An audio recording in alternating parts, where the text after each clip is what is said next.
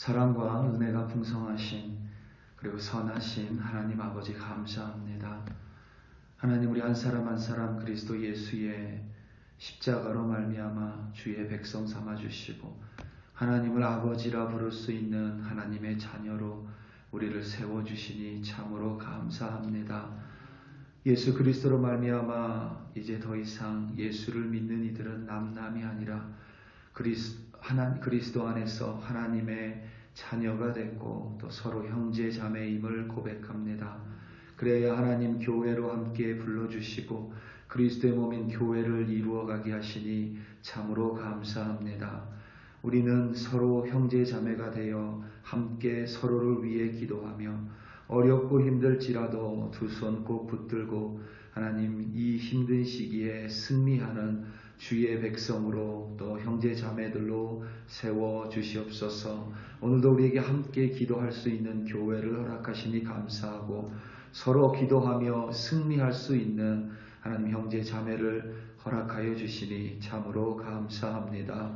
그것으로 말미암아 오늘도 감사가 끊이지 않게 하시고 기도로 말미암아 승리하는 우리들 되게 하여 주시옵소서. 예수님의 이름으로 기도드립니다.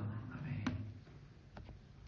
빌립보서 1장 1절부터 11절 말씀으로 주의 말씀을 증거합니다. 우리 다 함께 보시겠습니다. 능력받는 새벽기도, 응답받는 새벽기도, 성령과 함께하는 새벽기도. 할렐루야. 아멘. 한국 학생들과 미국이나 기타 다른 유럽의 학생들과 여러 차이가 있습니다. 그 여러 차이들 중에 가장 많이 차이가 나는 부분은 아마도 학생들의 수면 양일 것입니다. 한국의 초등학생들, 중학생, 고등학생들은 정말 많은 그리고 바쁜 하루 일과를 가지고 있습니다. 학교가 끝나면 학원차로 이리저리 옮겨 다닙니다. 당연히 그들의 식사는 패스트푸드나 편의점에서 때워야만 합니다. 그런 많은 양의 공부 그리고 바쁜 하루 일과로 인해서 한국 학생들의 수면 양이 다른 나라의 그것들에 비해서 많이 적습니다.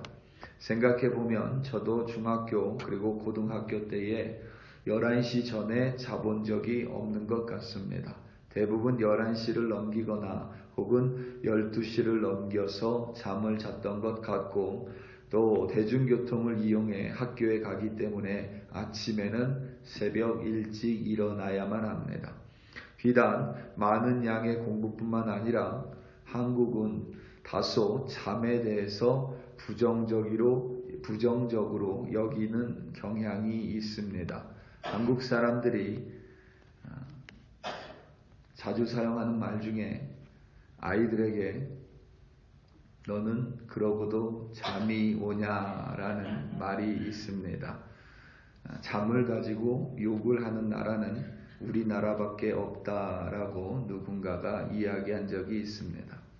지금은 그런 말을 많이 하는 것 같지 않지만 예전에는 고등학교 3학년이 되면 사당 오락이라는 말 또한 있었습니다. 4시간을 자면 대학에 합격하고 5시간을 자면 대학에 떨어진다라는 의미입니다. 그래서 학생들 중에 5시간 이상 잠을 자는 학생은 거의 대학을 포기한 것으로 사람들이 놀리고 조롱을 했습니다. 유럽 사람들이 항상 한국 관광객들을 보면서 궁금해한다고 합니다. 도대체 왜 한국 사람들은 자기네 나라에 여행을 와서 자기네 나라에서 일하는 근로자들보다 더 일찍 일어나냐고 불평을 토로한다고 합니다. 뿐만 아니라 유럽의 렌트카 회사에서 일하는 사람들은 렌트카를 반납할 때에 그 렌트카에 달린 키로수만, 그러니까 마일 수만 보고도 이 운전한 사람이 한국 사람인지 아닌지를 금세 알아낼 수 있다고 합니다. 우리나라 그도 그럴 것이 우리나라 사람들은 어느 도시를 여행을 하면 거기에 있는 것을 모두 다 보고 와야만 합니다. 다르게 말하면 한국 사람들은 참 근면하고 성실하고 부지런합니다. 최근 들어 잠에 대해서 중요성을 부각하는 책들과 강연이 많이 나오며 충분한 수면을 취해야 함을 역설하고 있습니다. 김경일 교수라는 분이 이런 말을 합니다. 잠을 못 자면 수학 문제를 못 푸는 게 아니다. 잠을 못 자면 국어 문제를 못 푸는 것이 아니다. 잠을 못 자면 자기의 나쁜 습관을 사람들 앞에 보여주는 상태가 되기 때문에 그날을 망친다고 이야기합니다. 이 말을 뒤집어 보면 잠을 충분히 자서 컨디션이 좋을 때에는 우리는 얼마든지 내 좋은 모습만 보여줄 수 있습니다. 그런데 잠을 충분히 자지 못해서 그래서 몸이 그리고 정신이 피곤할 때에는 내 나쁜 모습이 튀어나온다는 의미입니다. 우리가 뭔가 어려운 상황에 처했을 때에, 그러니까 내 몸이 피곤하고 내 몸이 괴로울 때에, 혹은 예상하지 못한 일 앞에서 내 정신이 피곤할 때에 나도 모른 채 내 좋지 않은 모습이 얼마든지 나오고 때로는 그것 때문에 서로 간에 불쾌하게 하고 어렵게 만들 수 있는 존재가 바로 우리라는 사실입니다. 오늘부터 2주 동안 빌립보서를 가지고 새벽 예배에 주님의 말씀을 전합니다. 빌립보서는 바울 사도가 2차 전도 여행을 할 때에 개척한 유럽의 첫 번째 교회입니다. 작년에 우리가 사도행전을 살펴봤죠. 바울 일행은 소아시아, 지금의 터키, 이제는 튀르키예입니다. 튀르키예 지역에서 복음을 전파하려고 했습니다. 그런데 성령이 바울 일행을 막으셨습니다. 그래서 바울 일행은 드로아라는 지역에서 환상 가운데 마게도냐 사람이 자신의 땅으로 넘어와 도와달라는 모습을 보고는 즉시 배를 타고 마게도냐로 바울 일행이 넘어갔습니다. 마게도냐는 유럽의 첫 관문인 지역입니다. 빌립보는 그런 마게도냐의 지역의 첫 번째 대도시라고 할 수 있습니다. 자주색 옷감 장사를 하는 루디아를 빌립보에서 만났고 그녀의 가정이 예수를 그리스도로 영접하며 빌립보에 처음으로 교회가 생겨났습니다. 하지만 그 과정이 결코 순탄하지만은 않았습니다. 보통 바울 사도는 복음을 전할 때 가장 먼저 유대인 회당을 찾습니다. 아예 접촉점이 하나도 없는 곳에서 복음 전파를 시작하기보다는 하나님에 대한 믿음을 가지고 있는 유대인 동족들에게 그들이 있는 회당에 먼저 가서 복음을 전파합니다. 그런데 빌립보라는 도시에는 유대인 회당이 없었습니다.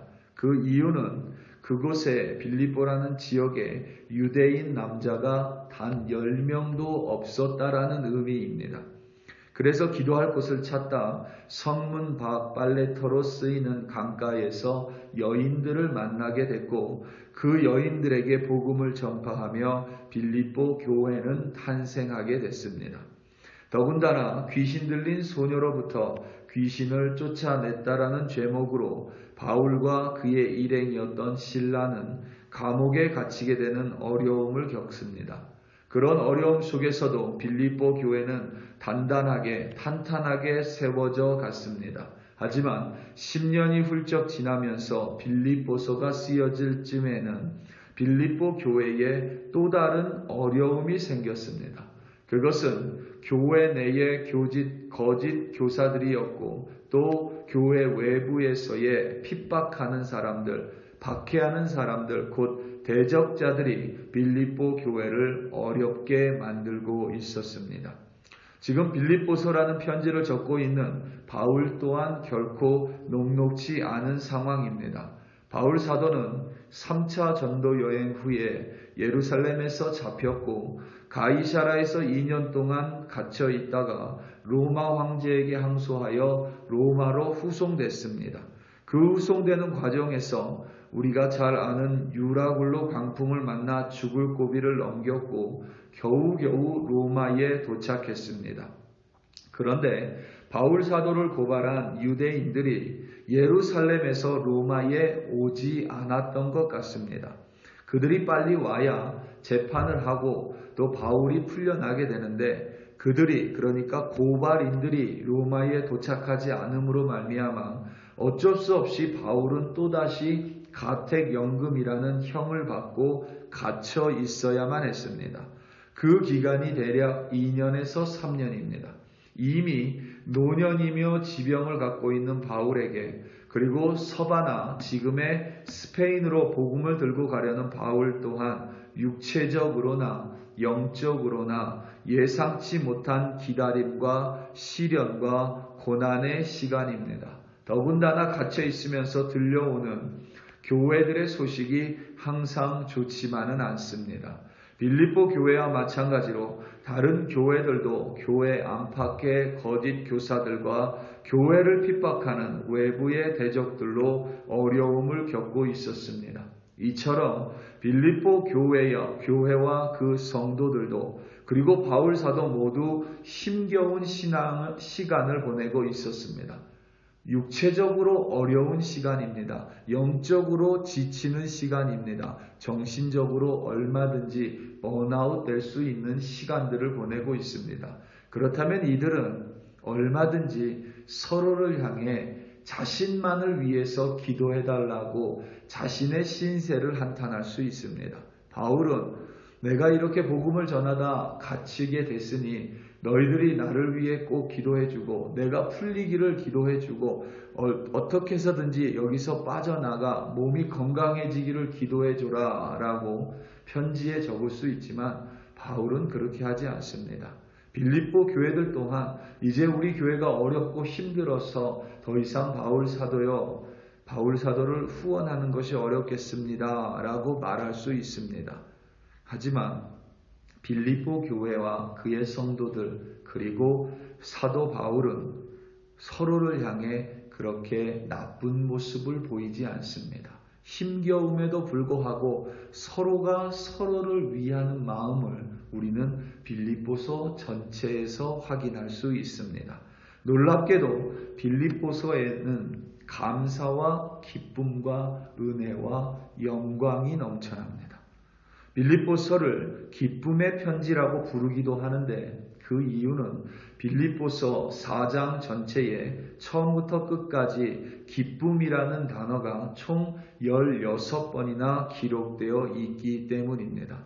사도 바울도 결코 기뻐할 수 없는 환경이고 빌립보 교회도 그저 기뻐할 수만은 없는 환경이지만 그들은 서로의 연락을 취하며 서로 기뻐하라, 우리가 기뻐하자라고 서로 권면하고 있는 것입니다.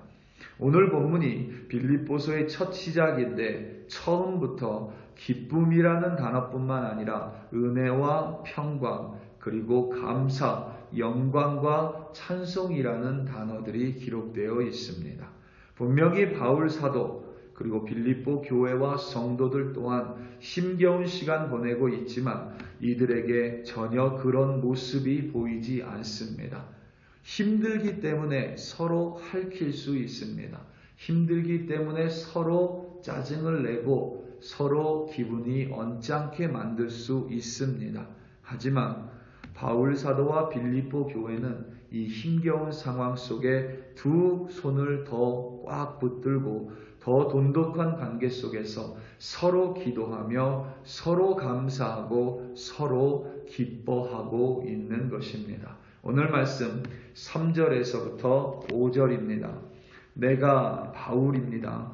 내가 너희를 생각할 때마다 나의 하나님께 감사하며 간구할 때마다 너희 무리를 위하여 기쁨으로 항상 간구함은 너희가 첫날부터 이제까지 복음을 위한 일에 참여하고 있기 때문이라. 아멘.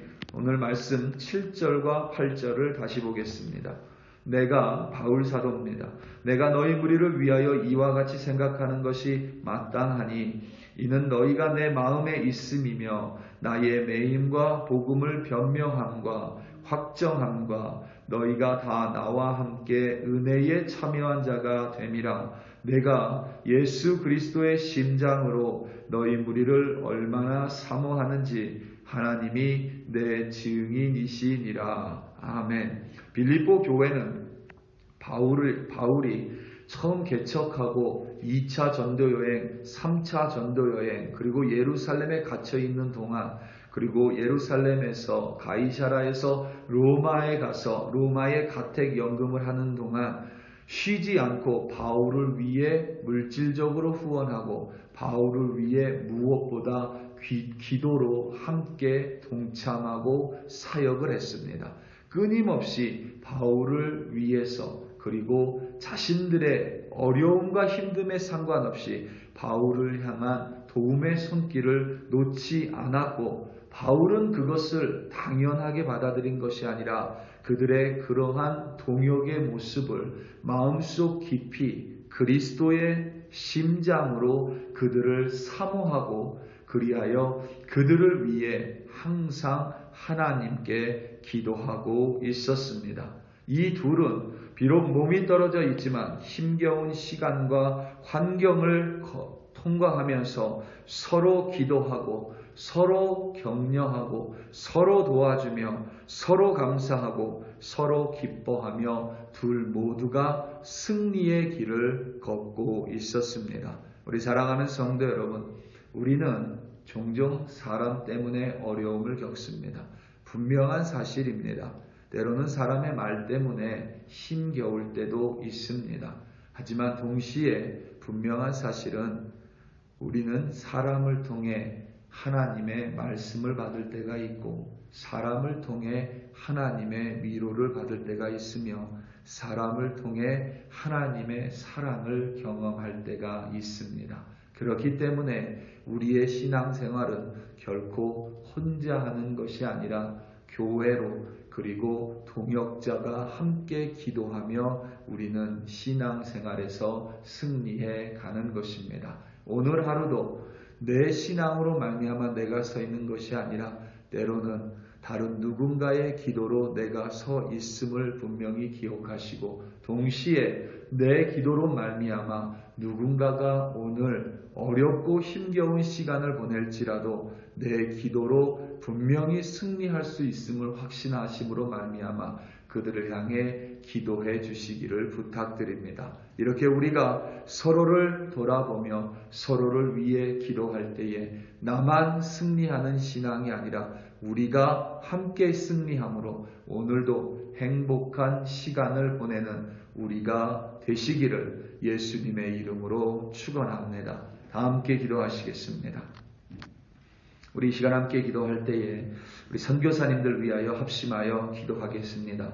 인도에 있는 이민우 선교사님, 재미선 선교사님, 그리고 캄보디아에 있는 김창훈 선교사님, 정기순 선교사님, 우리 도미니카에 있는 김현철 선교사님, 김은혜 선교사님, 그리고 필리핀의 이현우 선교사님, 정은진 선교사님, 특별히 김창훈 선교사님의 건강을 위해 기도해 주시고, 이민우 선교사님의 어린이 사역을 위해 기도해 주시고, 특별히 우리가 새로 2023년부터 기도와 물질로 후원하는 필리핀의 이현우 선교사님과 정은진 선교사님 위해서 우리 시간 다 함께 주여 한번 부르시고 합심하여 기도합니다. 주여, 할렐루야, 할렐루야, 할렐루야. 하나님 아버지 감사합니다. 오늘도 우리 한 사람 한 사람을 그리스도의 몸으로 글로리 교회로 불러주시고, 그저 나만을 위한 기도 시간이 아니라 교회를 위해 기도하게 하시고, 또 선교사님을 위해 기도하게 하시고, 또 그리스도 예수 안에서 하나님 아버지를 부르는 형제 자매를 위해 기도하게 하여 주시니 참으로 감사합니다. 내가 기분이 나쁨으로 말미암아 다른 이를 상처 줄 수도 있지만, 하나님 내가 기분이 나쁠 때에 그들을 위해 기도함으로 우리가 서로 승리하는 우리 글로리 교회 한 사람 한 사람으로 세워주시고, 글로리 교회의 그리스도의 몸으로 우리를 세워주시며 인도하여 주시옵소서. 특별히 하나님 우리 교회가 함께 동역하는 선교사님들 기억하여 주시고, 늘 선교사님을 위해 기도가 끊이지 않는 하나님 우리 글로리 교회 되게 하여 주시며 특별히 인도에 있는 이민우 선교사님의 사역이 있기를 부어주시옵소서. 캄보디아의 김창우 선교사님 건강 붙들어 주시고 하나님 도미니카의 김현철 선교사님 늘 열정 가운데 하나님 바라보게 하여 주시며 아버지 하나님 이제 2023년 우리 교회가 새로 섬기는 필리핀의 정은진 선교사님 이영 선교사님 붙들어 주사 하나님 우리 교회를 통하여 또 그들을 선교사님을 통하여 하나님의 복음이 확장되어지고 전파될 수 있도록 하나님 이 동역 가운데 서로 위로하여 주시고 서로 위로하며 서로 사랑하며 서로 기뻐하며 승리하는 하나님 귀한 관계로 하나님 인도하여 주시옵소서. 오늘도 우리 글로리 교회 백성들 어디에서 무엇하며 살아가는지 우리의 기도로 모두 승리하는 우리 한 사람 한 사람 되게 하여 주시옵소서. 할렐루야 할렐루야 감사합니다.